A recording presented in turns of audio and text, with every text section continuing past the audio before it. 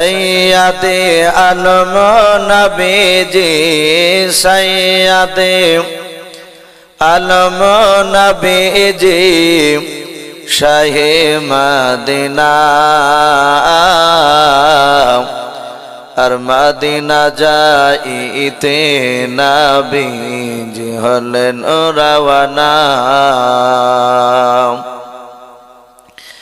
সৈয়দে আলম নবীজি সৈয়দে আলম নবীজি শাহে মদিনা আর মদিনা যাইতে নবীজি হলেন রওয়ানা और काफिर मक्काबासी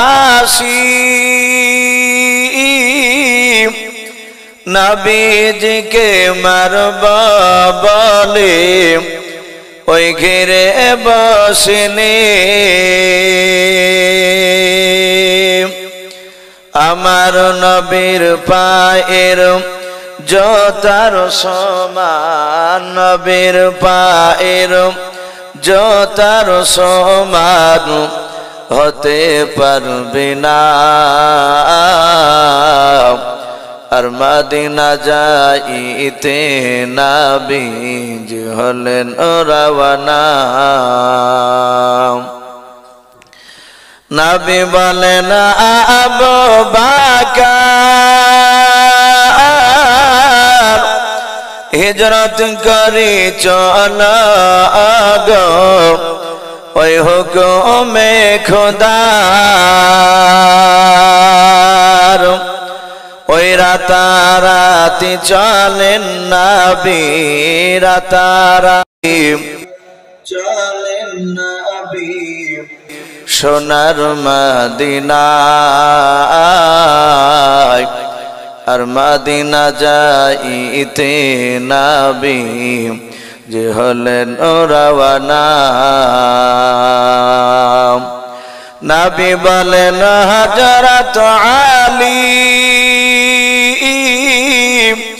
আমার বিছানায় শুয়ে যাও গো ওই তোমারে বলে হযরত আলী শুয়ে গেলেন হযরত আলী শুয়ে গেলেন নবীর বিছানায় আর মদিনা যাইতে নবীজি হলেন রওয়ানা সৈয়দে আলম নবীজি সৈয়দে আলম নবীজি শাহে মদিনা আর মদিনা যাইতে নবীজি হলেন রওয়ানা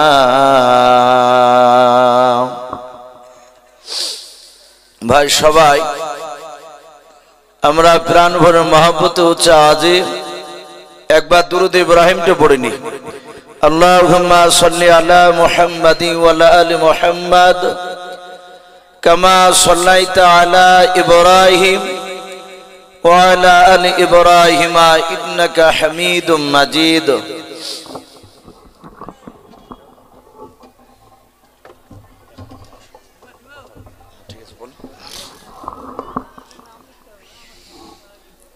जिनारा विदेशी मेहमान आছেন আপনাদের জন্য খাবারের ব্যবস্থা করা হয়েছে আমাদের প্যান্ডেলের সম্মুখে আপনারা একে একে গিয়ে আপনারা খাবেন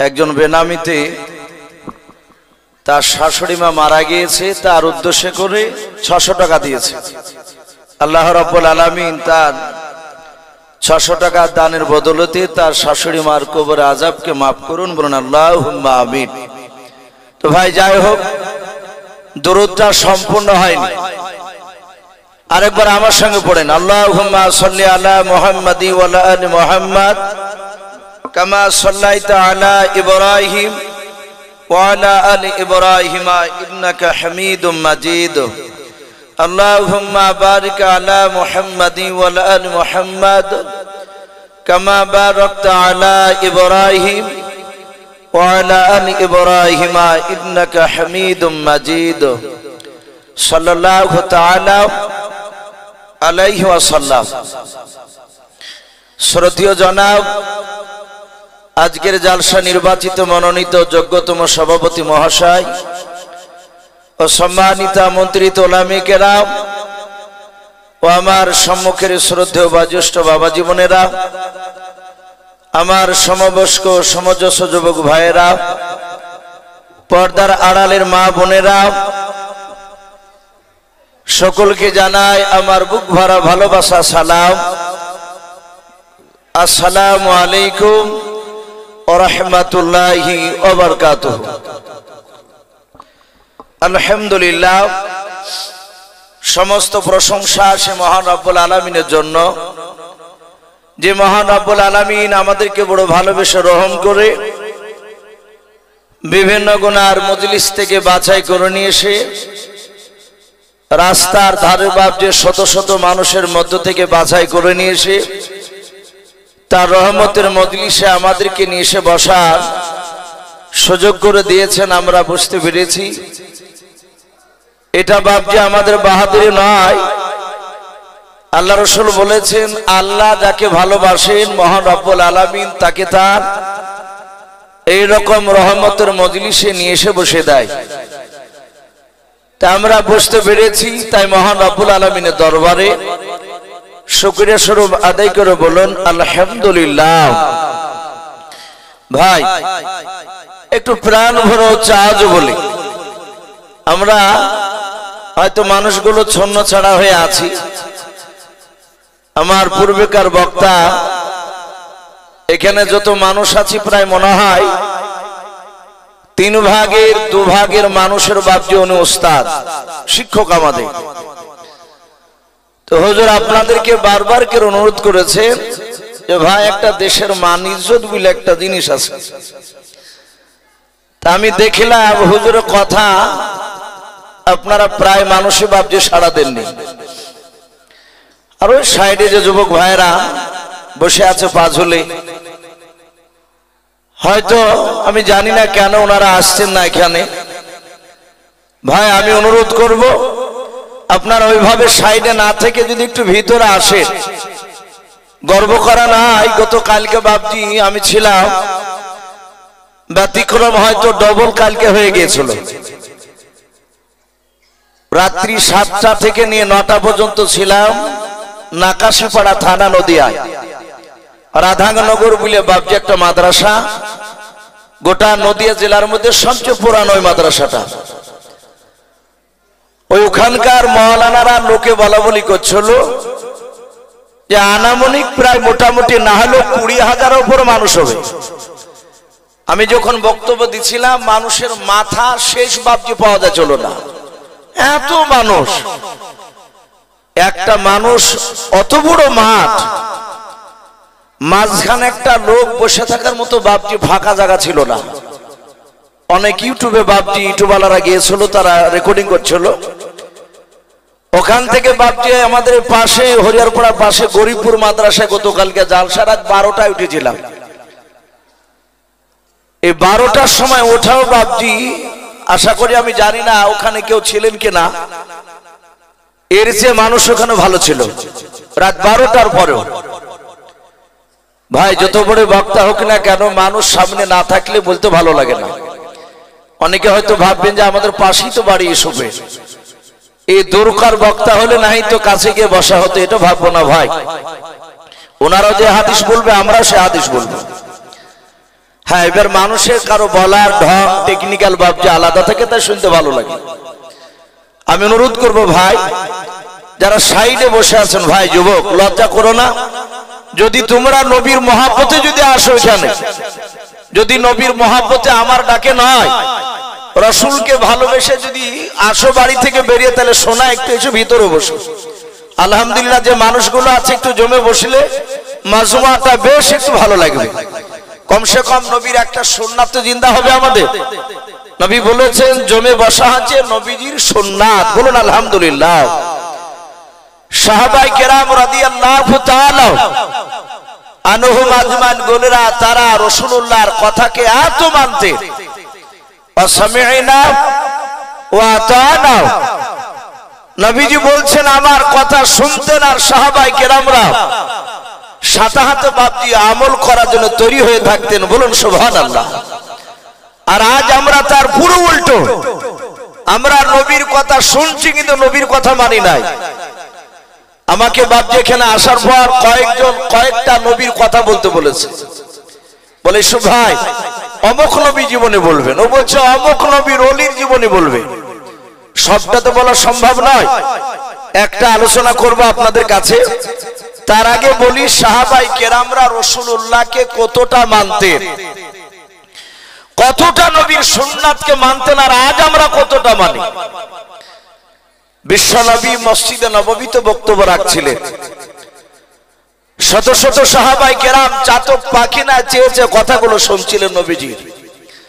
তারা জানতেন নবীর চেহারার দিকে মহব্বতে যতবার দেখা যায়, যত তাকিয়ে থাকা যাবে তত তার জীবনের গুনাহগুলো মাফ হয়ে যায়, বলুন সুবহানাল্লাহ। এত দামি নবী।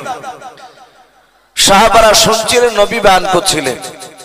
মসজিদে মিম্বারে নববীর ভিতরে আল্লাহ রাসূলের একজন বিশিষ্ট সাহাবা, বৃদ্ধ, যেনাকে হাদিসের ভাষায় মুরব্বী সাহাবা বলা হতো, ওনার নাম হযরত সালমান ফারসি রাদিয়াল্লাহু তাআলা আনহু। উনি বলেন আমি বাড়ি থেকে মসজিদে নববীতে যাচ্ছিলাম নবীজির কথা শোনার জন্য। আমি আগে আগে হেঁটে হেঁটে যাচ্ছিলাম, আমি দেখলাম আমার বেশ হাত কুড়ি আগে আরেকজন সাহাবা, যিনার নাম হযরত উরাইকা রাদিয়াল্লাহু তাআলা আনহু বলে নাম, উনিও আগে আগে হেঁটে হেঁটে যাচ্ছিলেন। সালমান ফারসি বলেন আমি দেখলাম উরাইকা রাস্তায় যেতে যেতে তখন আমরা মসজিদে নববীর ভিতরে পৌঁছাতে পারিনি। আমরা মসজিদে নববী দেখতে পাচ্ছিলাম 50 থেকে 60 হাত দূরে। সালমান বলেন আমি দেখলাম উরাইকা রাস্তার ধারে হঠাৎ করে বসে পড়লেন, রাস্তায় হাঁটতে হাঁটতে। আল্লাহ রাসূলের সাহাবা সালমান ফারসি রাদিয়াল্লাহু তাআলা আনহু তিনি বলে আমি ডান দিকে বাম দিকে সামনে পেছনে চারিদিকে দেখলাম আমি আর উরাইকা ছাড়া আর তৃতীয় কোনো মানুষ নাই, আর একজন আছে, তিনি হচ্ছেন আমাদের আল্লাহ। কিন্তু আল্লাহকে তো বাপ যে আমরা সবাই দেখতে পাই না। সালমান ফারসি বলেন আমি দেখলাম বিশ্ব রাসূল সাল্লাল্লাহু তাআলা আলাইহি ওয়াসাল্লাম নবীর সাহাবা বলেন আমি দেখলাম উরাইকা তিনি বসেছি পড়লে, কাউকে দেখতে পেলাম না, কিন্তু উনি বসলেন কেন? আপনারা যদি 6 গড়ি জালসা শুনতে আসেন 3-4 জনা, রাস্তায় একজনা হঠাৎ বসে গেলে আমরা অটোমেটিক জিজ্ঞাসা করব ভাই কি হলো তোমার, যেতে যেতে বসলে কেন? সালমান ফারসি বলেন আমি উরাইকার কাছে গিয়ে সালাম দিলাম,